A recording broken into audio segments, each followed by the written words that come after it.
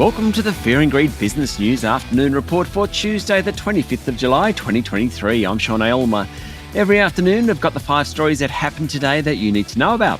Story number 1. The S&P ASX 200 finished up 0.5% today to 7,340 points, with the commodity miners doing best. The big iron ore miners did particularly well after Beijing signalled more help for commodities generally, though it hasn't yet unveiled a major stimulus to help boost consumption. Today, the Communist Party Politburo focused on providing more support for the property sector and on reducing local government debt. Now, the property market accounts for around 40% of Chinese steel demand and is also important for consumption of copper, aluminium and zinc. That's why the big miners did well. BHP, Fortescue and Rio Tinto's share prices all jumped by between 3.5% and 4%. But it was a tough day for consumer discretionary stocks with falls in Wesfarmers and Domino's, Star Casino, JB Hi-Fi, etc. The banks were down with Westpac off 1%, while the energy companies Woodside and Santos outperformed. Story number 2, opposition leader Peter Dutton is under fire after the Sydney Morning Herald and Age reported that the Home Affairs Department handed a multi-million-dollar offshore detention contract to an Australian businessman just 1 month after federal police told the then minister, Peter Dutton, that the man was under investigation for bribery.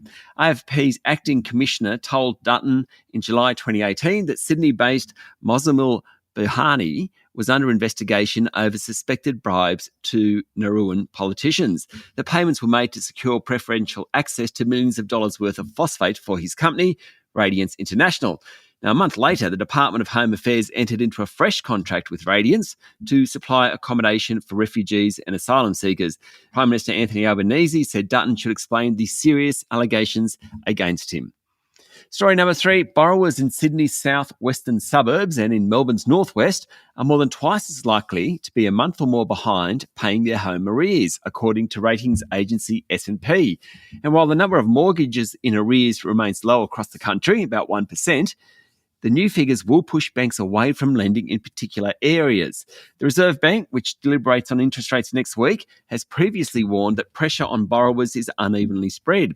According to the Financial Review, the S&P Global Ratings figures show mortgages more than 30 days late are highest in Sydney's southwest, with some 2.5% behind, followed by Perth's northwest, Melbourne's northwest and the Blue Mountains in New South Wales. That correlates to where properties have been more affordable, which in turn, of course, has attracted highly leveraged first home buyers.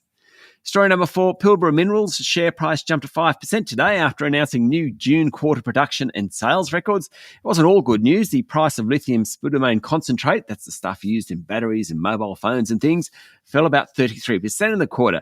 The miner also said it expects to settle on a new partner in downstream lithium processing within the next 5 months as it continues to boost production at its West Australian mine.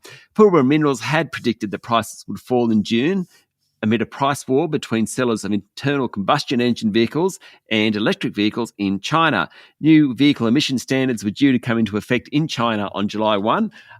That had led to months of heavy discounting by petrol engine car makers, therefore a reduced demand for lithium. And story number 5, Israel's parliament has voted through the first part of a controversial judicial overhaul pushed by Prime Minister Benjamin Netanyahu's hardline government, triggering riots in many cities across the nation. The fight over the judiciary has tipped Israel into its worst political crisis in years, igniting 29 straight weeks of protests. As thousands of protesters waved Israeli flags and blew horns outside Parliament, MPs voted 64-0 to back legislation to limit the power of Israel's top court, with the entire opposition boycotting the vote after a 30-hour debate. Opposition leaders said it was a bleak day for Israel's democracy. The bill will prevent Israel's top court from using the standard of reasonableness to strike down government decisions. It's a broader effort to rein in the judiciary that Netanyahu's coalition with far-right and ultra-religious parties have been prioritising since taking power in December. That's it for the afternoon report for Tuesday, the 25th of July, 2023. Don't forget to hit follow on the podcast and find Fear and Greed on LinkedIn, Instagram, Twitter and Facebook. Join Michael Thompson and I tomorrow morning for the Fast 5 by Fear and Greed, the top 5 business stories you need to know in just 5 minutes. I'm Sean Aylmer. Enjoy your evening.